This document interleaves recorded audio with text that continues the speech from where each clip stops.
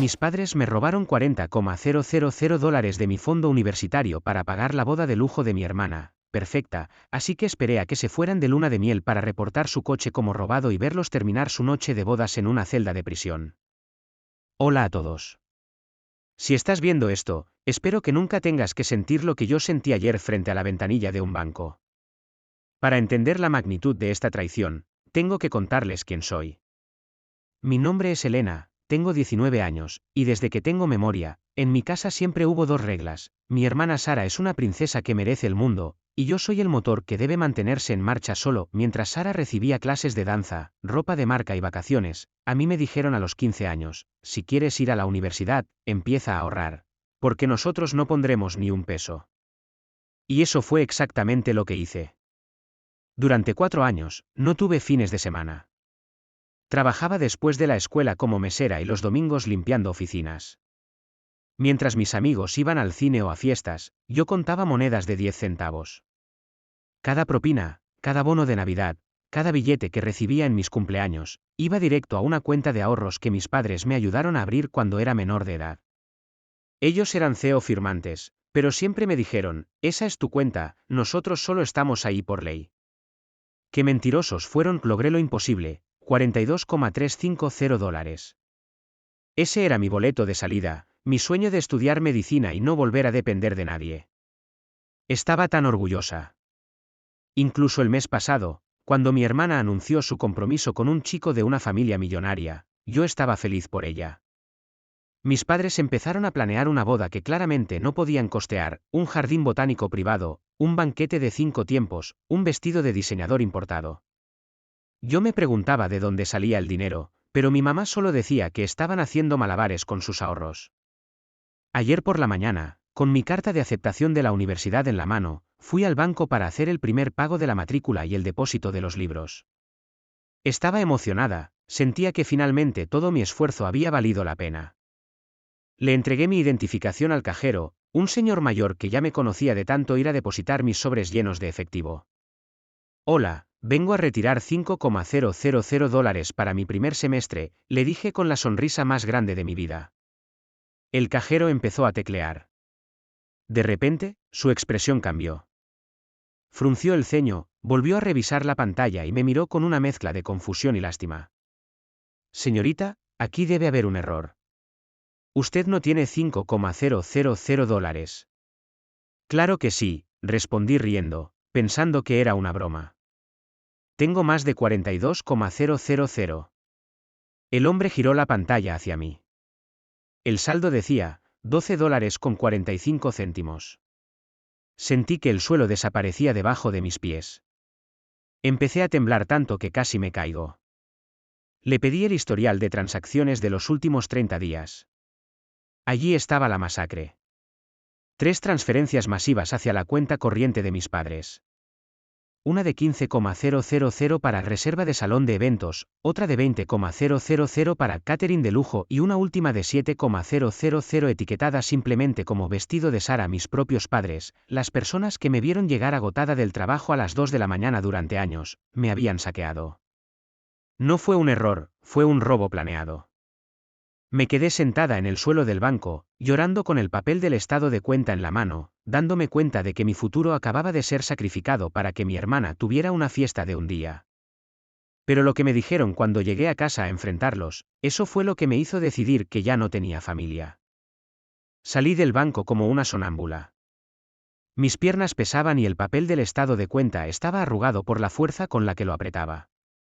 Cuando llegué a casa, esperaba encontrar silencio, tal vez un rastro de culpa. Pero lo que encontré fue una escena sacada de una revista de novias. La sala estaba inundada de bolsas de marcas de lujo.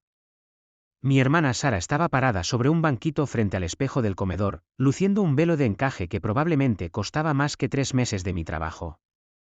Mi madre estaba de rodillas ajustándole el dobladillo, con la boca llena de alfileres, y mi padre estaba sentado en su sillón, revisando un catálogo de vinos con una sonrisa de satisfacción que nunca le había visto.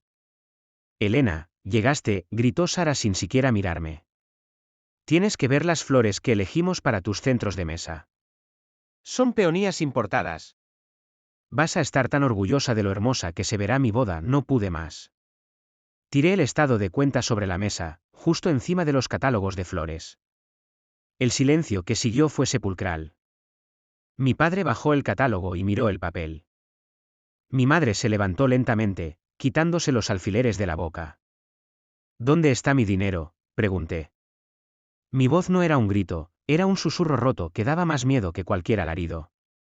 Mi madre suspiró, pero no de vergüenza, sino de fastidio, como si yo fuera una niña pequeña haciendo un berrinche por un juguete. Ay, Elena, no seas tan dramática, dijo mientras se sacudía las manos. Sabíamos que te pondrías así, por eso no te lo dijimos antes. Necesitábamos ese dinero para el depósito del catering. Sara se casa con un Thompson, ¿entiendes? No podíamos servir comida barata. Sería una vergüenza para nuestro apellido, vuestro apellido, grité finalmente. Ese dinero es mi vida.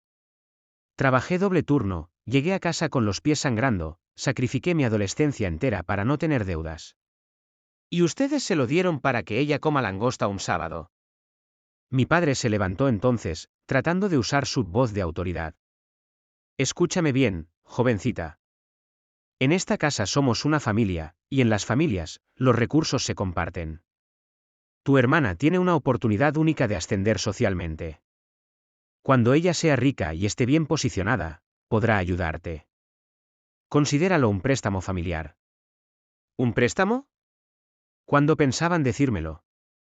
Cuando iba a pagar mi matrícula mañana y me rebotara el cheque, respondí con lágrimas de rabia.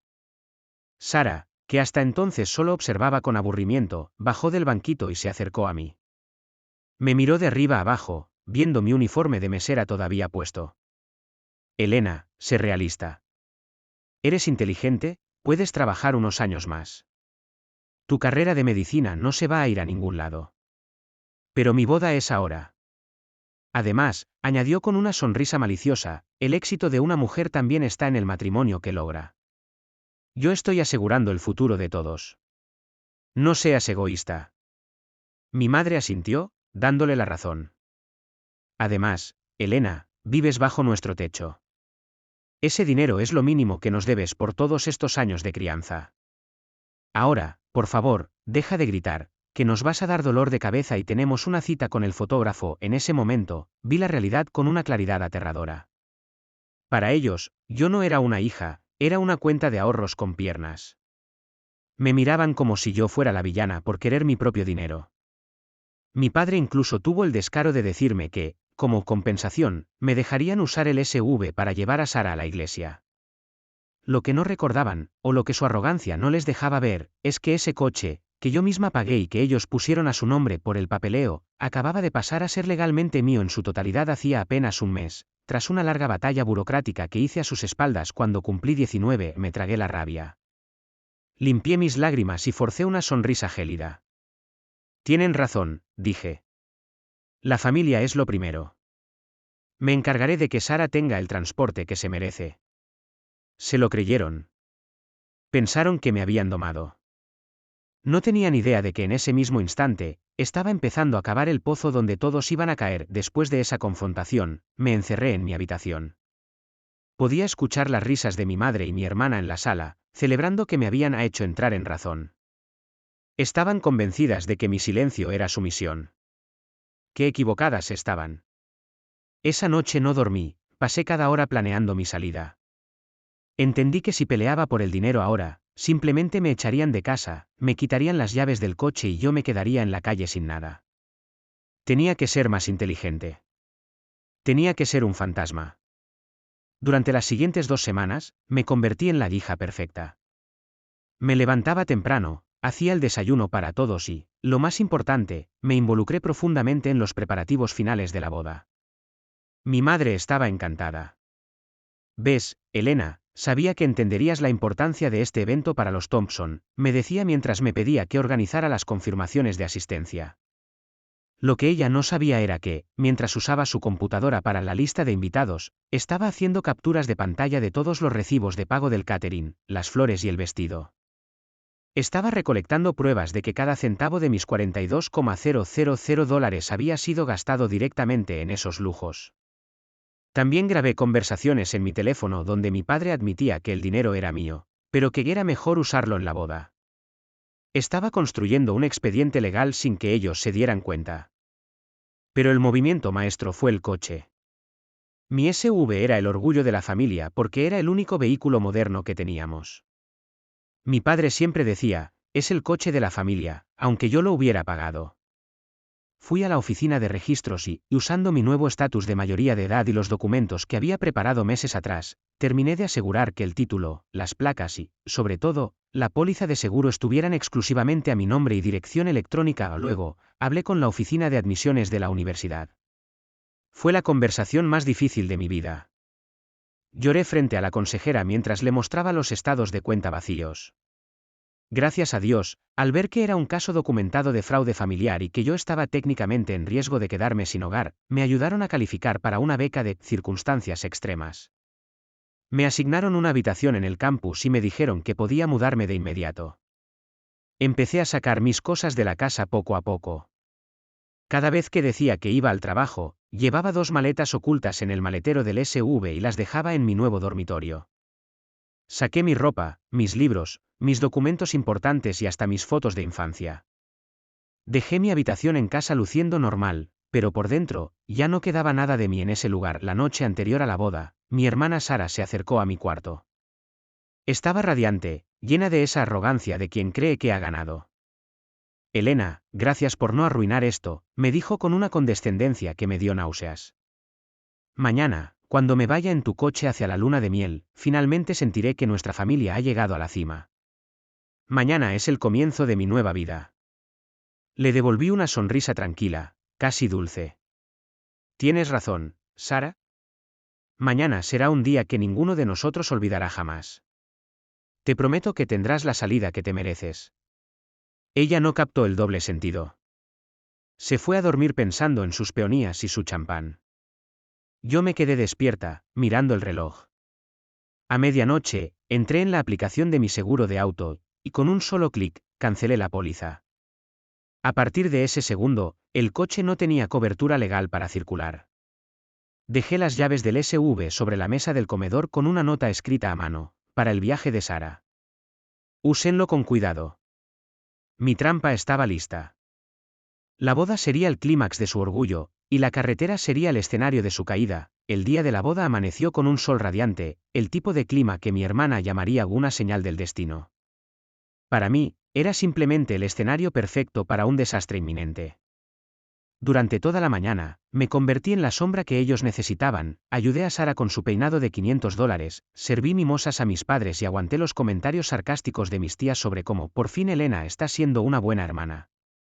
Cada vez que veía a mi madre sonreír, sentía una punzada de asco. Ella lucía un vestido de seda que había sido pagado con mis ahorros para el semestre de anatomía. Mi padre brindaba con champaña que debería haber sido mi libro de texto de biología.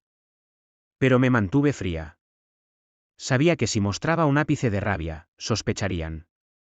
La ceremonia en el jardín botánico fue opulenta hasta el exceso.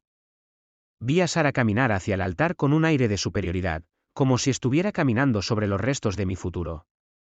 El novio, un tipo llamado Mark que apenas conocía, la miraba como si fuera un trofeo. Cuando el cura dijo, si alguien tiene algo que decir, que hable ahora o calle para siempre, casi me río a carcajadas. Tenía mucho que decir, pero no lo diría en una iglesia, lo diría en una comisaría. Después de la recepción, alrededor de las 11 de la noche, llegó el momento que todos esperaban. El mi SUV, estaba en la entrada, lavado, encerado y cubierto de flores y cintas de seda. Tenía el letrero de Just Married en la parte trasera. Mis padres le entregaron las llaves a Mark con un orgullo paternal falso, como si ellos hubieran trabajado un solo día para pagar ese vehículo. Vayan con cuidado, es un gran coche, dijo mi padre, dándole una palmada en la espalda a su nuevo yerno. Gracias por todo, respondió Sara, abrazándome con una falsedad que me dio escalofríos. No puedo creer que después de todo, nos prestaras tu coche para la luna de miel. Quizás si tienes corazón, Elena. La vi subir al asiento del copiloto, acomodando su enorme vestido blanco. El motor rugió, y el coche se alejó por la autopista, dirigiéndose hacia una cabaña de lujo a 3 horas de distancia, cruzando la frontera del estado. Esperé exactamente 20 minutos. El tiempo suficiente para que estuvieran lo suficientemente lejos para no poder regresar caminando, pero no tanto como para perderles el rastro. Me subí a un taxi que ya había reservado. Pero no fui a mi nuevo dormitorio. Fui directamente a la estación de policía del Distrito Central. Entré con una calma que incluso a mí me asustó. Me acerqué al mostrador y le entregué al oficial de guardia el título de propiedad original del vehículo, mi identificación oficial y el contrato de compraventa a mi nombre. Quiero reportar mi vehículo como robado, dije con voz firme. ¿Robado?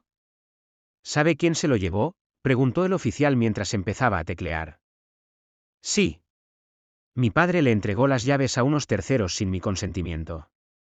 El coche acaba de salir de la ciudad por la autopista interestatal. No tiene seguro vigente, lo cancelé hace horas porque el vehículo ya no estaba bajo mi control legal. Además, añadí, bajando la voz, quien lo conduce y las personas que autorizaron su uso han estado bebiendo champaña y vino toda la tarde en una boda. Temo por la seguridad de otros conductores. Ese fue el golpe final. Al mencionar el alcohol, la negligencia de mis padres y el hecho de que el coche no tenía seguro y estaba fuera de mi propiedad, la policía no solo emitió una alerta local, sino una orden de intercepción inmediata por robo de vehículo y posible conducción bajo los efectos del alcohol, DUI. Salí de la estación y me senté en un banco a ver las estrellas. Sabía que en algún lugar de la autopista, las luces rojas y azules estaban a punto de arruinar el día perfecto de Sara. Y lo mejor de todo, mis padres, al haber entregado las llaves de un coche que no les pertenecía, acababan de convertirse en cómplices de un delito estatal. Eran las 2:30 de la mañana cuando mi teléfono, que había puesto en silencio, empezó a vibrar violentamente sobre la mesa de mi nuevo dormitorio universitario. La pantalla no dejaba de iluminarse, mamá llamando, papá llamando, Sara llamando. No contesté. Me serví una taza de té y me quedé mirando la ciudad desde mi ventana, imaginando la escena. Lo que supe después, por los mensajes de voz histéricos que dejaron, fue mucho mejor de lo que planeé. La policía no solo los detuvo, los interceptaron con 3 patrullas en una gasolinera a mitad de la nada. Imaginen la escena, Sara, con su vestido de novia de $7,000, pagado con mis ahorros, siendo obligada a bajar del coche con las manos en alto mientras las luces estroboscópicas rojas y azules iluminaban toda la carretera. Mark, su flamante esposo, intentó ponerse valiente con los oficiales, gritando que eran recién casados y que el coche era un regalo. Pero cuando la policía verificó el sistema, el vehículo aparecía como robado. No había seguro, no había autorización, y para colmo, el test de alcoholemia de Mark dio positivo debido a los brindis de la recepción. Lo esposaron contra el capó del SUV que yo tanto cuidé. Mientras ellos estaban en la parte trasera de una patrulla, mis padres recibieron la llamada de la policía. Al principio, mi padre intentó fanfarronear, debe haber un error, ese es el coche de mi hija. Pero el oficial fue tajante, exactamente, señor. Es el coche de su hija Elena, y ella es quien puso la denuncia por robo contra ustedes. Me obligaron a ir a la delegación para ratificar la denuncia si quería recuperar mi coche. Cuando entré a la estación de policía a las 4 de la madrugada, el panorama era glorioso. Mi madre estaba sentada en un banco de plástico, llorando y con el maquillaje corrido, luciendo su elegante vestido de fiesta que ahora se veía ridículo en ese entorno gris. Sara estaba en una esquina, abrazándose a sí misma, con el velo desgarrado y los ojos inyectados en sangre de tanto gritar. En cuanto me vieron, mi padre saltó de su asiento. Elena, diles que esto es un malentendido. Diles que nos diste permiso. Vas a arruinar la vida de tu hermana y la carrera de Mark, rugió él, tratando de intimidarme como siempre lo hacía. Me detuve frente a él, saqué una carpeta y la puse sobre el mostrador del sargento. No hay malentendido, papá, dije con una voz tan fría que él retrocedió. Aquí están los recibos de nómina de mis últimos 4 años. Aquí está el contrato de compra del coche que pagué yo sola. Y aquí están los estados de cuenta de mi fondo universitario que ustedes vaciaron ilegalmente. Miré a mi madre, que intentó acercarse a mí con falsas lágrimas. Hija, por favor, solo queríamos lo mejor para la familia. No, mamá, la interrumpí. Querían lo mejor para Sara. A mí me usaron como un cajero automático. Pero se acabó. El sargento ya tiene el reporte. El coche está en el depósito y Mark tiene cargos por conducir ebrio y posesión de vehículo robado. Sara se levantó y me gritó, «Te odio. Has arruinado mi noche de bodas. Nunca te lo voy a perdonar». Mejor guarda ese odio para los abogados, Sara, le respondí. Porque si no me devuelven cada centavo de mis $42,000 en menos de 48 horas, mi siguiente parada no es la universidad, es la fiscalía para poner una denuncia por fraude financiero y robo de identidad contra los tres. El silencio que siguió fue absoluto. Por primera vez en mi vida, ellos tenían miedo de mí. Habían pasado de ser los dueños de mi destino a ser simples sospechosos en una sala de interrogatorios. Después de esa noche en la delegación, la burbuja de perfección de mi familia no solo se rompió, se desintegró. Mis padres intentaron jugar la carta de la piedad familiar durante las siguientes 48 horas, enviándome cientos de mensajes diciendo que si seguía adelante, ellos perderían sus empleos y su reputación.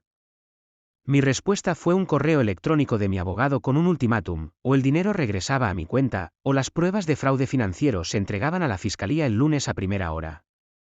No tuvieron elección. Para evitar la cárcel y un escándalo público que los habría destruido, mi padre tuvo que vender sus acciones de la empresa donde trabaja y liquidar su fondo de retiro. Mi madre tuvo que poner en venta sus joyas y hasta el piano de cola que siempre presumía en la sala. Pero el golpe más duro fue para Sara.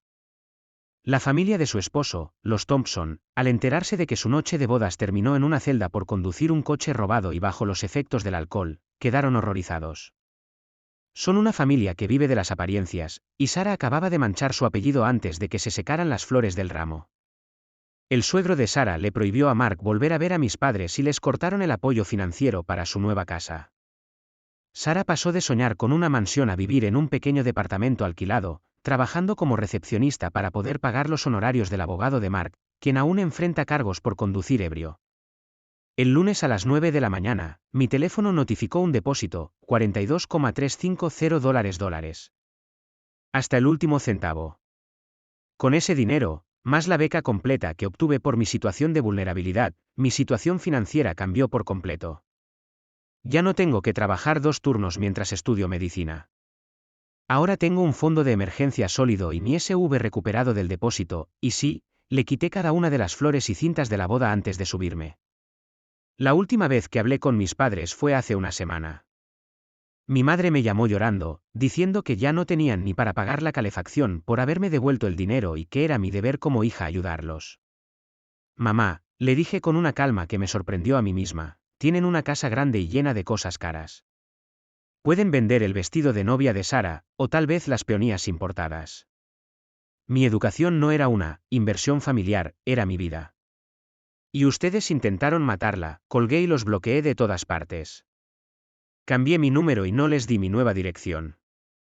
Hoy, estoy sentada en la biblioteca de la universidad, rodeada de libros de anatomía. Por primera vez en 19 años, respiro aire puro. Mis padres perdieron su estabilidad, mi hermana perdió su estatus de hija dorada y yo no perdí nada.